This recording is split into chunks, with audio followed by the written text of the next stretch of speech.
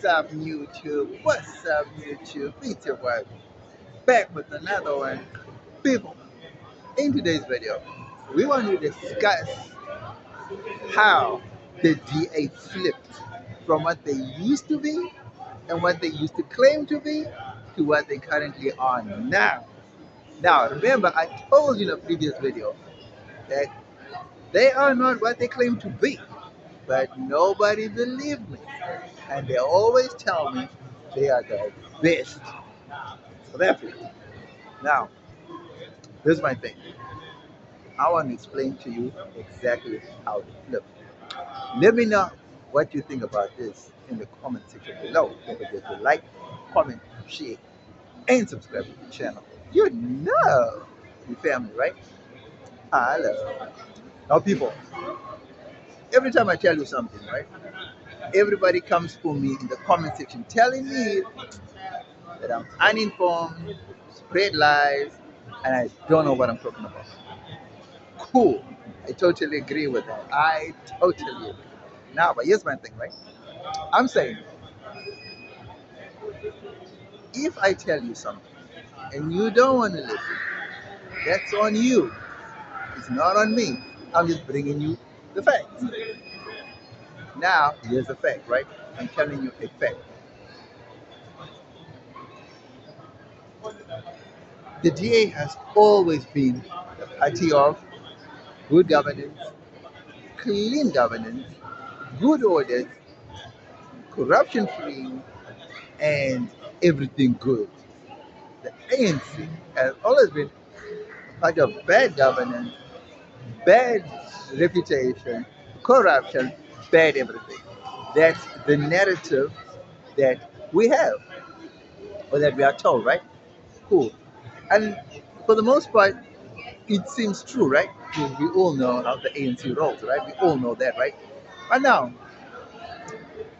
when the GL was in opposition, they called out the ANC on every little thing that they did wrong, which was the right thing to do, the correct thing to do, right? And the obvious thing to do because they're the opposition party, right?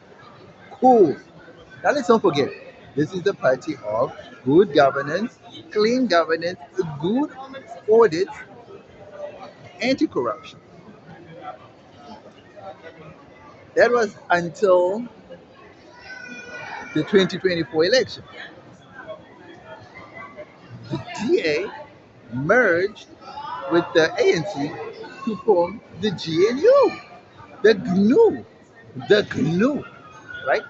Okay, so here's my thing, right? So here's my thing. General Mkwanazi, General Mkwanazi, right? He came out with that explosive interview, or not interview, that explosive. Uh, what's the word? There's a word for it. There's the not conference, the explosive press press release, press briefing, press whatever, right? That press something. We came out with that, right? And this is July, this is June, July, right? This is March, April, May, June, July. It's July, right? On the 5th of July, the 25th of July, something like that, right? But here's the thing, right? Here's the thing. That was not the first time he came out with that explosive information. No one even knows that. Majority of the people don't even know that, right? So, what made the general come out with a press briefing with that explosive information? Does anyone ever think about why he did that? Most people think he did that to expose corruption. But that was the final straw that he had to resort to. Now, what made him resort to that? Okay, there was a there was an ad hoc committee that General Mkwanazi presented his findings to, right? On this corruption deal and everything. Who? Who was the head of that ad hoc committee overseeing that press briefing that he was presenting? This was in March, way back in March,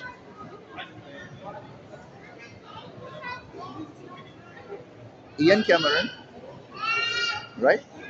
Ian Cameron, he was the chairman, the chairperson of that. He was chaired by him, right? Because Ian Cameron was a big person in the DA, right? And guess who else? Breitenbach. Glennis Breitenbach. I think that's the name. Glennis Breitenbach. I'm standing to be corrected. But Mrs. Breitenbach or Miss Breitenbach, whatever. She used to be in the NPA. She used to be she's an advocate, and she was part of the NPA for a very long time. So she knows the inner workings of the NPA and the legal fraternity and all that, right? So she knows all that. She knows all that. She knows all that. So here's the thing.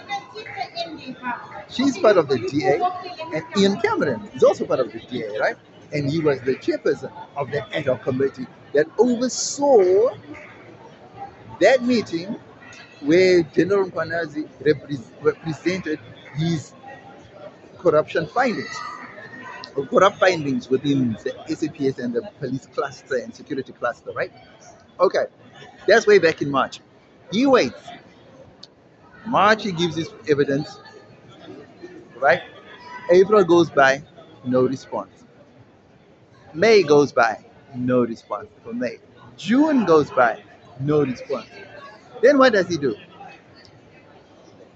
He calls a press briefing dressed in full, almost like military fatigues, and gives that explosive press briefing that we all know today in July.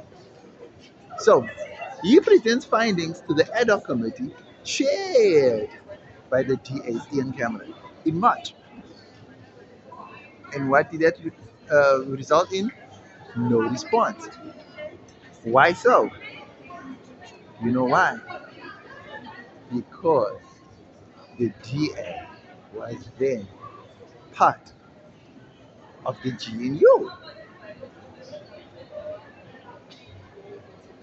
Now, do you see what I'm talking about? When you're in opposition, you have a big mouth. You shout from rooftops, corruption this, corruption that, this and this. You shout from the rooftops because you are in opposition.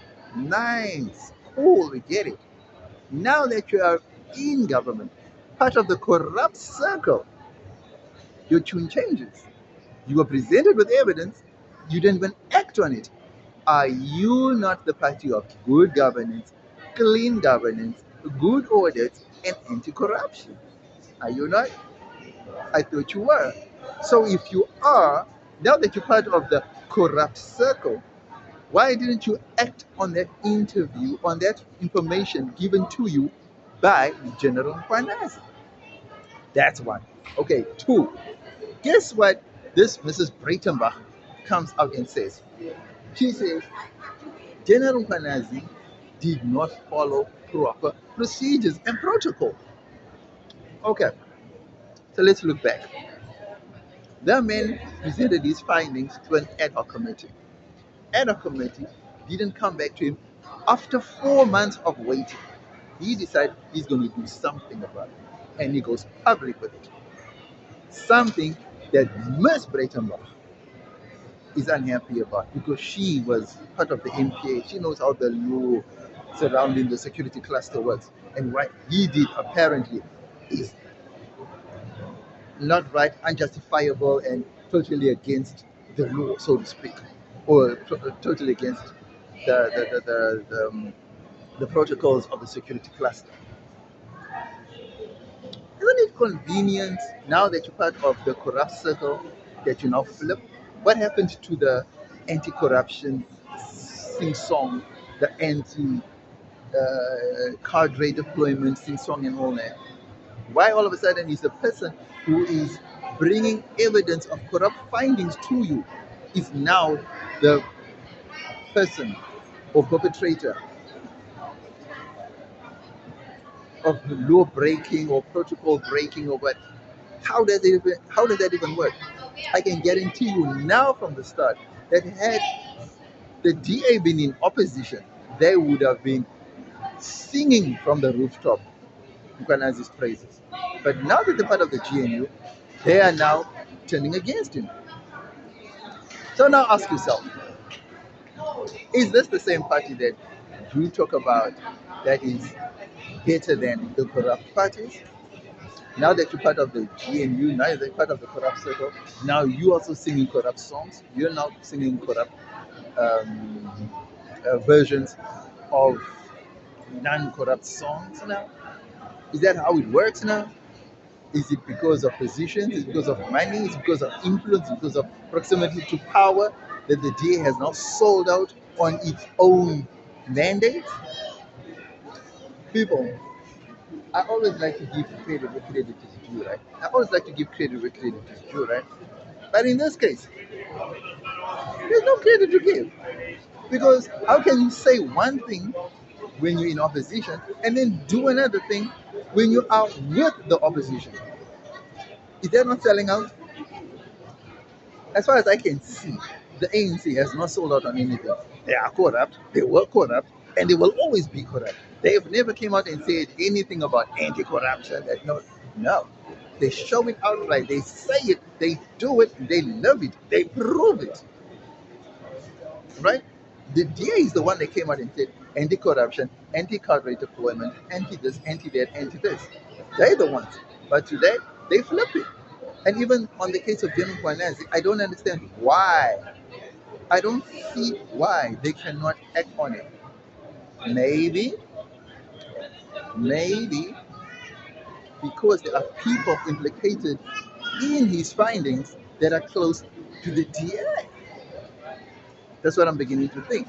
Why else would they flip on the good general? I would think most of South Africa think the general is doing good work. So why would the DA, a good party, not think the same thing? Why would they now come hard on the general? Isn't that something fishy? Isn't there something to be spoken about? Don't you think that there's something wrong with the DA, the good party doing that? I'm expecting such rhetoric from the ANC, but no, it's coming from the DA. So now what do we do? Who do we vote for now? These are the telltale signs before election time of the party's true colors. You see, political parties know when to flip when it suits them, and they know when not to flip when it suits them. So, ask yourself this question: is the DA corrupt? The answer: yes. The proof is in the pudding. I mean, if the good general is exposing corruption, wouldn't you stand with the good general? I mean, the funny thing about this is the ad hoc committee that the general presented to was chaired by the DA. And that is the most interesting part of all of this. I mean, I would understand if it was chaired by the ANC and then they came out with a backlash because it's their members who are caught red handed that are named in his findings. But no, an ad hoc committee chaired by the DA found the general to be in the wrong when naming members of the ANC. Guys, this is huge. This is big. And if you really thought you knew your party, I guess you better start thinking again. So when the next election rolls around, I don't know how we're going to vote. All I just know is we need change. I don't know who because I was thinking DA, but now after this fiasco, I'm not sure. I'm not sure anyone. People, I don't know. Maybe we need a reset. Maybe we need a new political system. Maybe we need new political parties because the ones we now know have all let us down in one way or another. There are lies, there are false pretenses, there are parties claiming to be this and that and the other, and yet they're not even none of those things that they present themselves to be. So I don't know. 2029 is going to be a special election. I'm beginning to think that We are no longer going to be talking about presidents and parties. We are now going to be talking of individuals running the country paired with certain parties. Because at this point, it now looks like an individual, a person, like an independent candidate, is looks like the most obvious, most likely the most obvious choice. We have to now look for a person who's not corrupt to become the leader, and then hopefully he can pair himself up with less, because I can't say no corrupt party, because at this point almost every party seems to be corrupt. So I'm not sure. So maybe at some point a less corrupt party. That's my view. Let me know what you think about this video. Was that on the money or did I totally miss it with this one? Don't forget to like, comment, share, and subscribe to the channel. You know, we family, right? Holler.